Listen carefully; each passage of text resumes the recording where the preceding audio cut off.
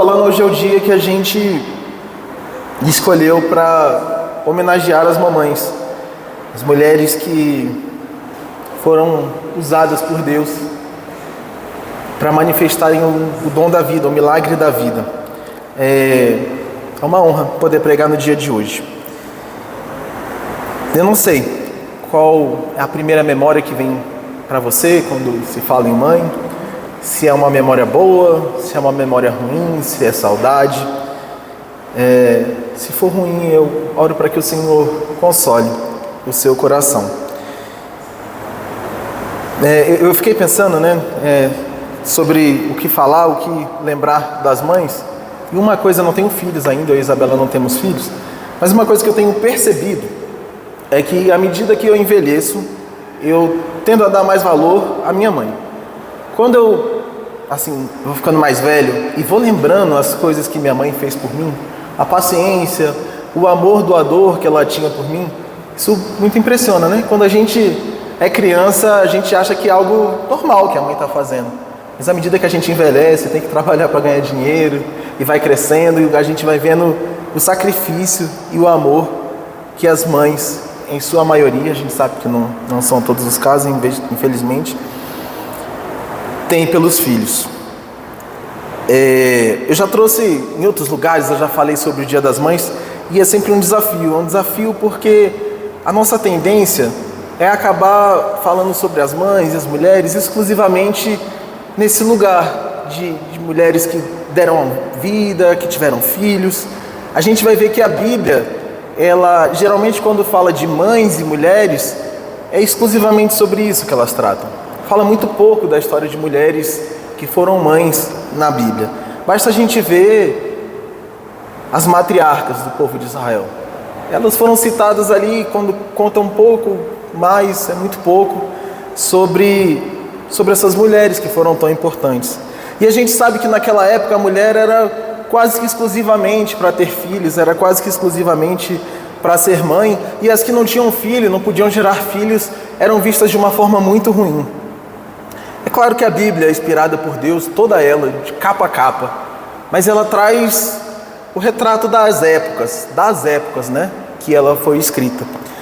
Então, é um desafio porque a gente precisa pensar e tentar ir um pouco além quando a gente lê essas histórias dessas mulheres, dessas mães, para tentar extrair algo para os dias de hoje. É tão incrível que tem mulheres e mães na Bíblia que a gente nem sabe o nome. A gente lembra delas por algo que aconteceu na história delas. Por exemplo, a mulher que estava junto ao poço. Qual o nome dela? A viúva cananeia, a mulher do fluxo de sangue. Então você vai vendo que a história dessas mulheres e dessas mães, elas são contadas de uma forma muito superficial. E hoje eu quero falar de uma dessas mães, mulher, que a gente vai tentar colocar ela não mais como coadjuvante, mas como personagem principal nessa história. A gente vai falar sobre a viúva de Sarepta, que era viúva, mas também tinha um filhinho.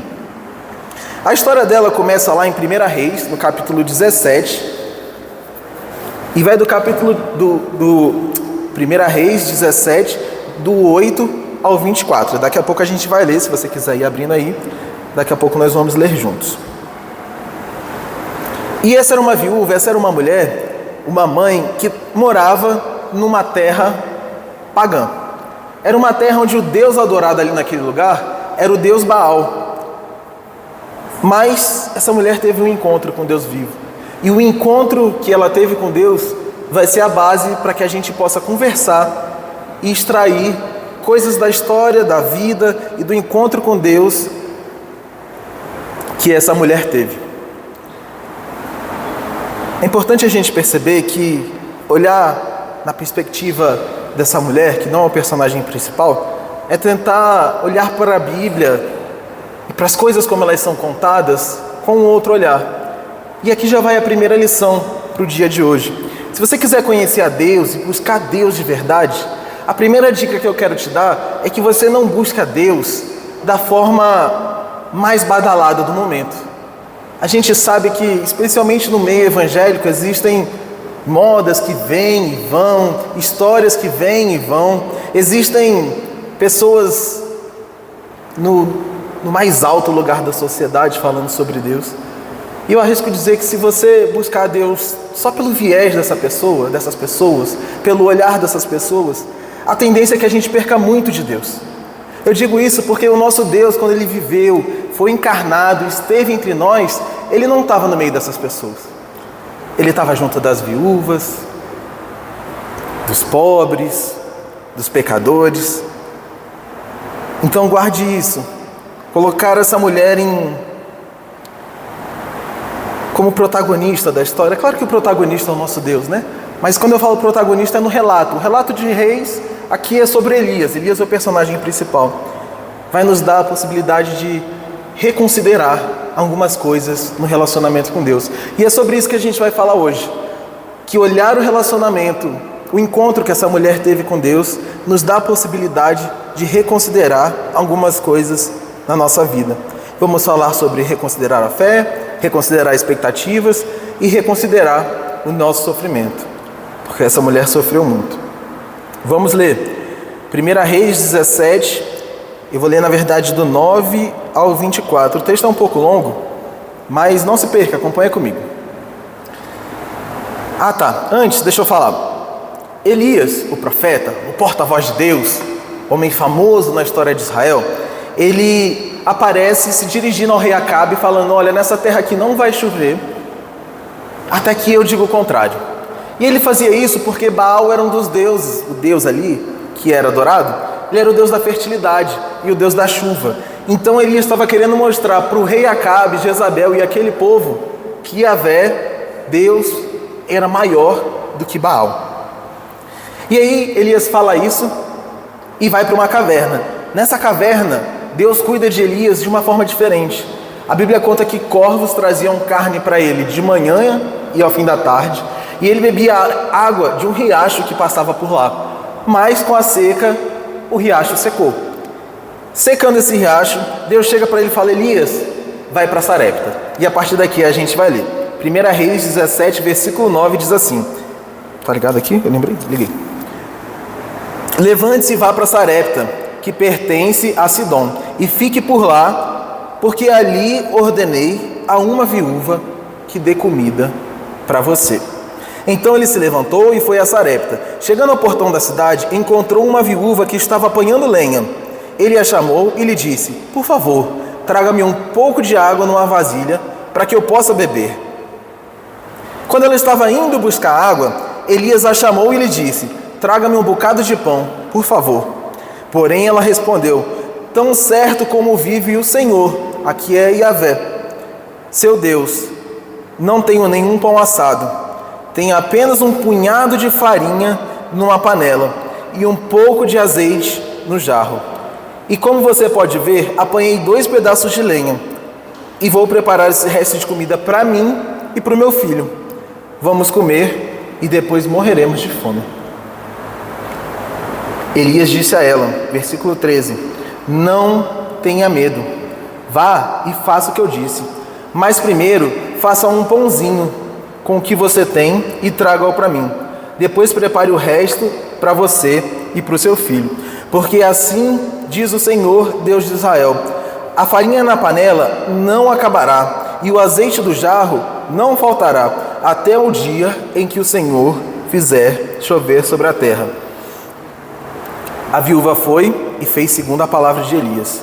Assim comeram ele e ela e sua casa durante muitos dias. A farinha da panela não acabou, o azeite do jarro não faltou, segundo a palavra do Senhor, anunciada por meio de Elias. Depois disso, o filho da mulher, dona da casa, adoeceu, e a doença dele se agravou tanto, que ele morreu. Então a mulher disse a Elias: o que foi que eu fiz, homem de Deus?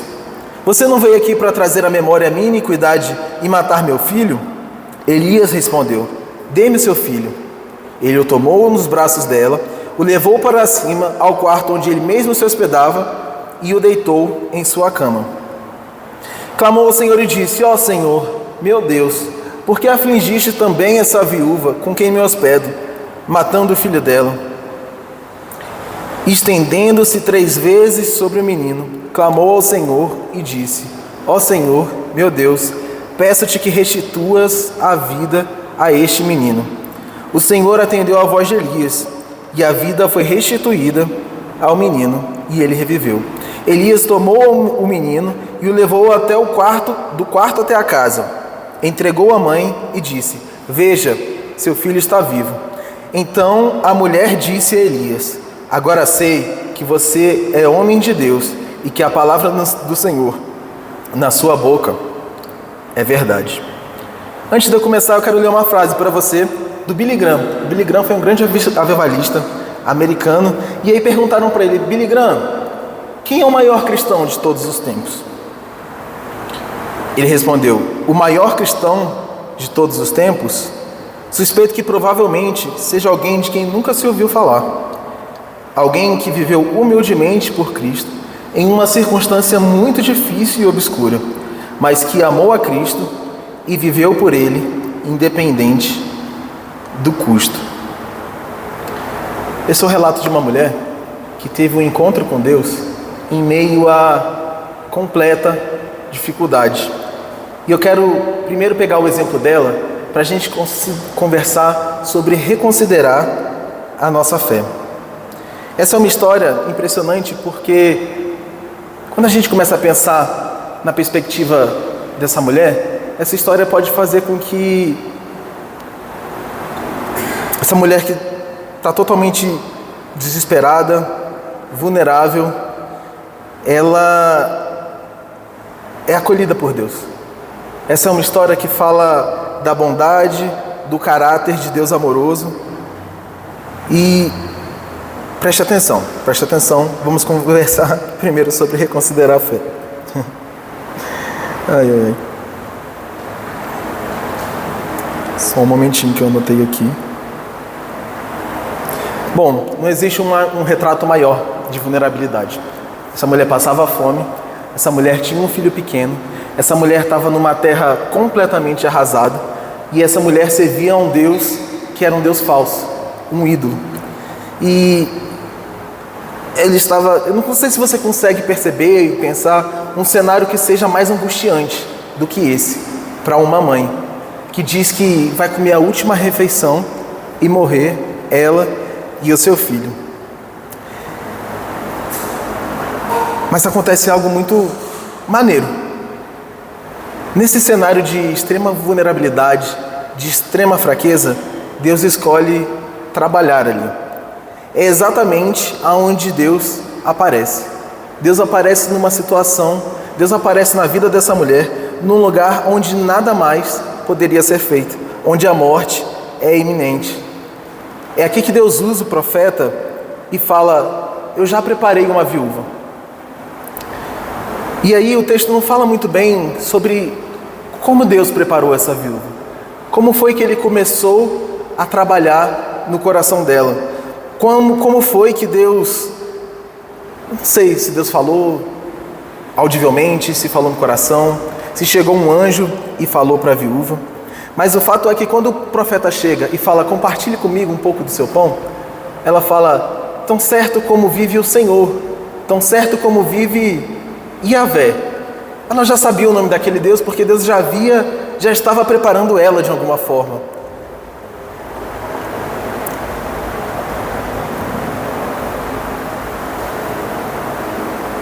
E aí, essa mulher, numa atitude de muita fé, ouve e obedece. Ainda que as circunstâncias sejam totalmente contrárias, ela aposta tudo na fé, ela aposta tudo na palavra de Deus, ela aposta tudo no que o Senhor já estava fazendo através dela, na fé que o Senhor estava ministrando no coração dela. Estudando sobre essa passagem, eu vi o comentário de um comentarista que diz: fé é apostar tudo na veracidade da palavra de Deus. Essa é uma lição, é uma história que precisa nos trazer um ensinamento muito importante sobre fé. Que fé não é só para as pessoas mais incríveis. Fé não é só para pastores. Fé não é só para líderes. Fé não é só para as pessoas que cantam. Fé não é só para as pessoas que ministram. A fé que o Senhor derrama sobre nós é para que todos nós possamos agir e viver de acordo com a sua palavra.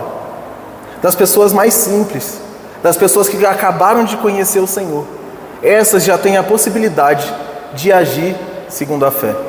Porque essa mulher era uma mulher vulnerável, que não tinha nada de muito especial para oferecer, mas ela teve a coragem de ouvir e obedecer e agir segundo a fé que o Senhor estava ministrando no coração dela.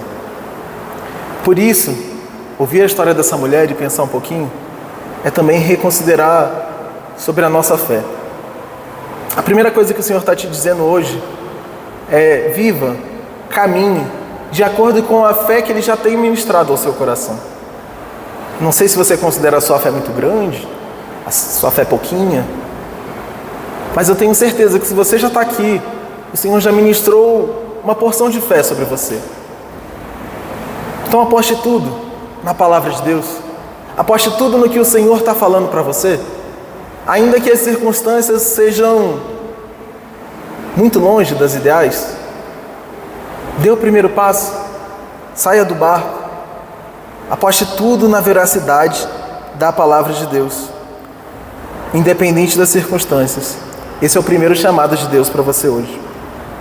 A segunda coisa que nós devemos fazer é reconsiderar as nossas expectativas. É incrível pensar que Deus resolveu cuidar do profeta, cuidar daquela pessoa que iria fazer com que o nome dele seja grande, fazer com que a gente tenha histórias sobre Deus, através de uma mulher tão simples. Foi através dessa mulher simples, dessa mãe que tinha um filho pequenininho, que Deus resolveu fazer algo muito grande. Se hoje a gente escuta falar sobre o profeta Elias, se a gente sabe do espírito de Elias, que o Novo Testamento vai falar, é porque Deus usou essa mulher. Então nós precisamos reconsiderar as nossas expectativas, porque muitas vezes a gente acha que Deus vai nos usar naquelas coisas que nos fazem mais fortes. A gente fala muito sobre dons na igreja, e os dons são importantes demais para a igreja. São os dons que fortalecem e fazem com que a igreja cresça, e eu espero que você saiba os dons que Deus derramou sobre você.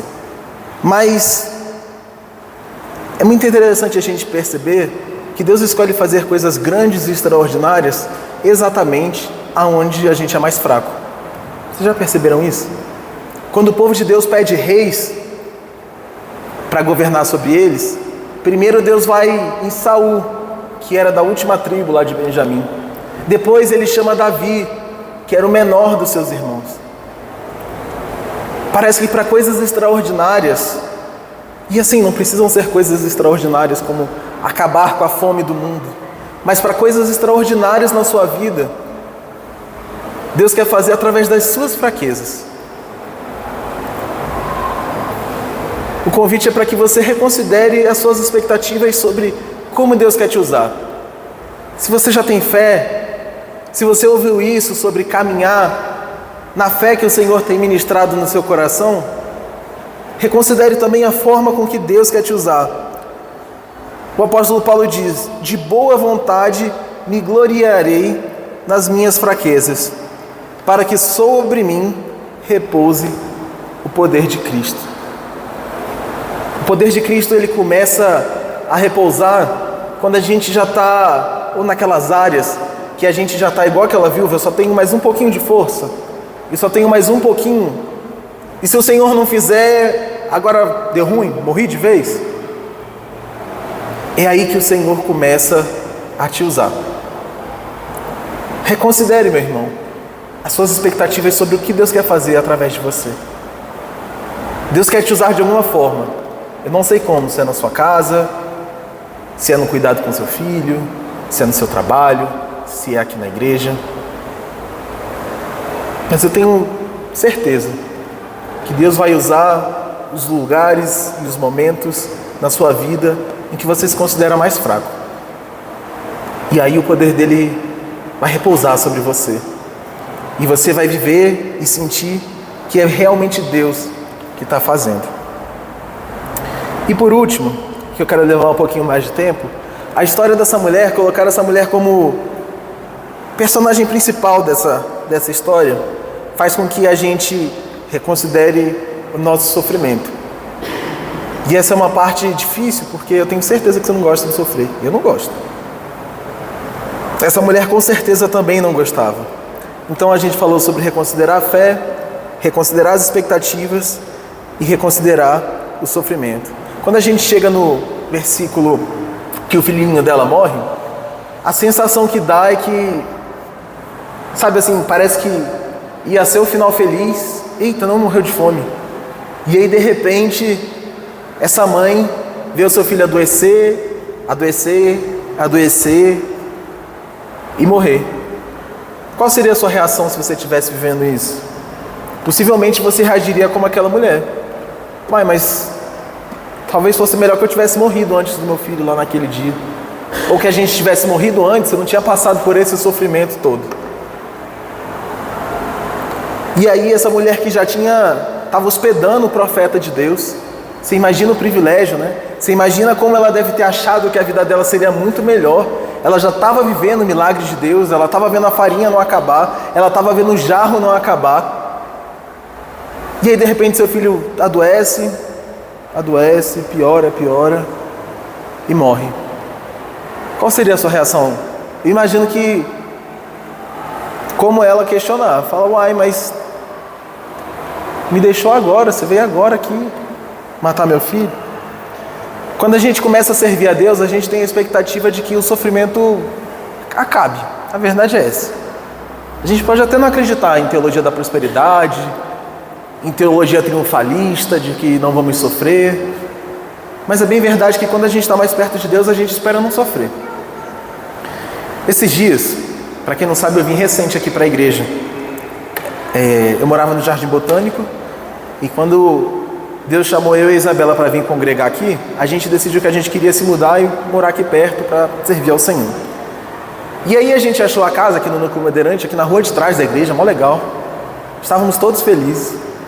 E aí, na semana da nossa mudança, a mudança era no sábado.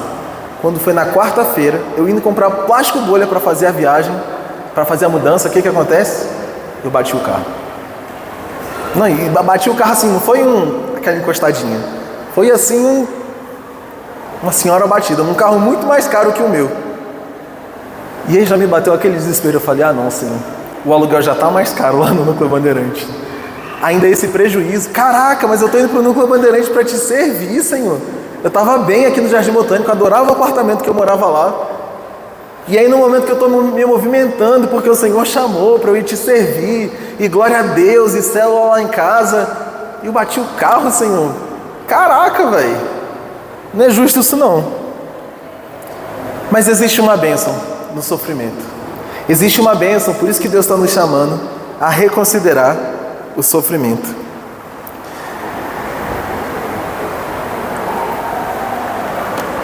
Só um minutinho.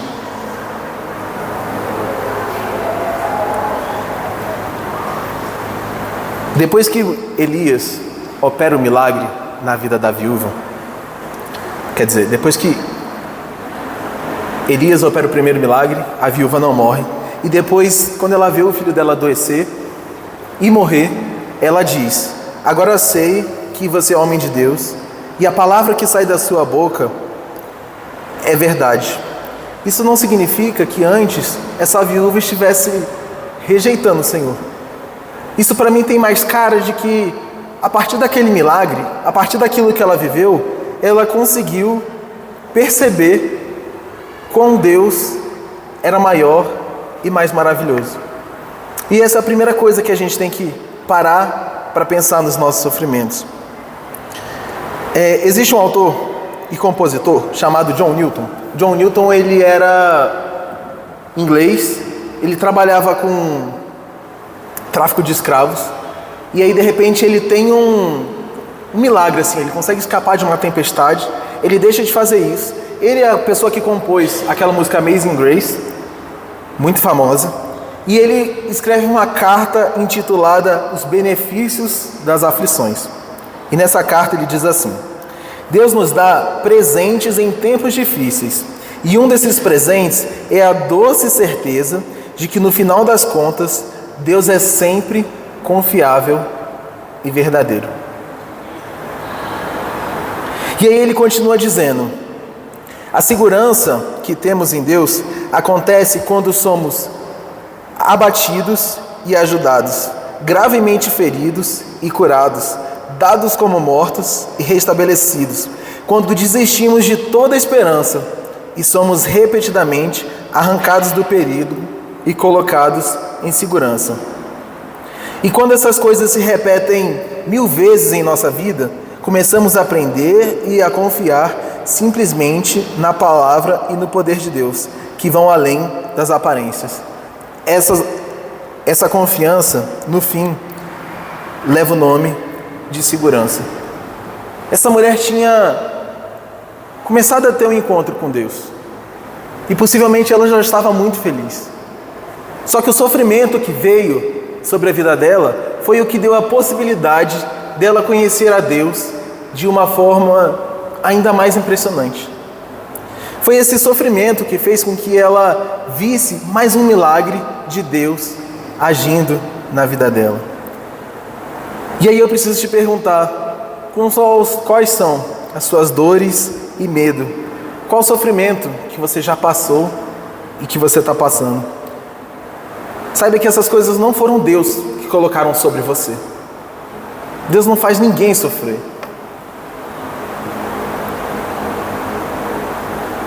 Mas quando você está ao lado de Deus e você anda no propósito dele, você começa a perceber que esses sofrimentos são o que fazem com que você conheça o Senhor de uma forma ainda mais profunda. Quando eu bati o carro, eu falei com a Isabela: olha, já era pra gente, não temos grana para arrumar esse carro. Não, em detalhe que eu peguei o carro em outubro, e aí eu tentei fazer o seguro uma vez, a seguradora recusou. Tentei fazer a segunda vez, a seguradora recusou. E aí em novembro eu tive o diagnóstico da doença que eu ia ter que fazer a cirurgia. E aí eu sou medroso pra caramba. Fiquei só pensando nessa cirurgia. Não fui atrás de resolver as coisas para fazer o seguro. E aí chega fim de ano, quem faz alguma coisa em fim de ano, né? Em janeiro eu fiz a cirurgia, em fevereiro eu bati o carro. Então assim eu falei: caramba, Deus, já era, tô acabado. Mas foi aí que o Senhor começou a agir e levantar pessoas e trazer dinheiro dos lugares em que eu nem imaginava, primeiro para consertar o carro da pessoa, e agora eu estou consertando o meu carro. São nos sofrimentos que a gente pode ver a boa mão de Deus agir sobre nós. É claro, a gente não gosta de sofrer, mas reconsidere o seu sofrimento. Quando você estiver sofrendo e doendo, deixa a poeira baixar um pouquinho. No início respira, e aí depois você levanta as anteninhas, vê o que Deus está fazendo. Porque eu tenho certeza que no meio do seu sofrimento, Deus está te sustentando de alguma forma. No meio do seu sofrimento, Deus está usando situações para que você conheça Ele de uma forma ainda mais íntima. Elias ainda diz para aquela viúva: não temas, a farinha não vai acabar, o azeite não vai acabar. Porque essa é a palavra do Senhor para você. Aonde a palavra do Senhor está, a esperança, a liberdade, a vida. Aonde o Senhor está, as trevas precisam sair. Aonde a palavra do Senhor está, a provisão, a carinho, a cuidado. Reconsidere a sua fé, reconsidere as suas expectativas, reconsidere o seu sofrimento, porque Deus é bondoso com você. Deixa eu te perguntar, você já viveu alguma coisa que estava muito boa e não cansava de ficar boa? Teve uma vez que um amigo meu foi no cinema ver Avengers, ele gosta muito, Os Vingadores, e ele gosta muito de filme de super-herói. E aí ele assistindo o filme, com 15 minutos que o filme tinha começado, assim, tá introduzindo o filme, ele falou: meu Deus, esse filme não cansa de ficar bom. Eu falei: mas como assim? Calma, deixa o filme acontecer para você achar o filme bom. Ou então uma comida que você, quando tem várias coisas assim no prato, e aí você pega a primeira coisa e você fala: mas isso tá bom. A segunda você come: mas isso tá uma delícia. E as coisas não cansam de ficar boas. Ou um pôr do sol, que você fala, nossa, agora já está bem bonito, deixa eu tirar uma foto. E aí o sol desce um pouquinho mais e fica ainda mais bonito, e aquela coisa vai ficando cada vez mais bonita, cada vez mais bonita. Assim é que Deus quer ser revelado para você. Para que você conheça verdadeiramente a bondade dele. Infelizmente, a gente começa a perceber quando ele age em nós. E a gente percebe de verdade no meio do sofrimento. Acredite, Deus te ama. Acredite que Deus é bom.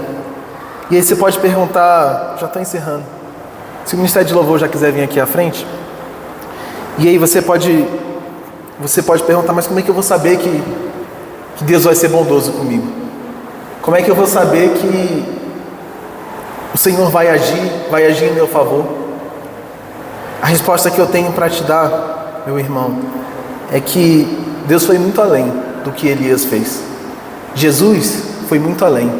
Elias estava ali mostrando só o início das coisas. Mas quando Jesus veio, quando Jesus se fez carne, quando Jesus habitou entre nós, ele recebeu sobre ele o nosso pecado, a nossa dor, a nossa culpa. Por isso, irmão querido, tenha certeza que Deus te ama. Tenha certeza que Ele quer fazer com você similar do que Ele fez com aquela viúva. Ele quer que você viva de acordo com a fé que Ele tem depositado sobre você. Reconsidere as expectativas que você tinha sobre como Deus vai te usar. Não sei se vocês estão falando sobre a música, mas pode ser a segunda ou a terceira, a que vocês preferirem. Ou outra também, que vocês quiserem. Fique à vontade. Reconsidere as suas expectativas sobre como Deus quer te usar. Deixa que o poder de Deus se repouse na sua fraqueza. E aí, por último, olhando para a história dessa mulher e se inspirando nela, reconsidere seu sofrimento. Reconsidere as dores que você já viveu. Deus tem um propósito em todas as coisas.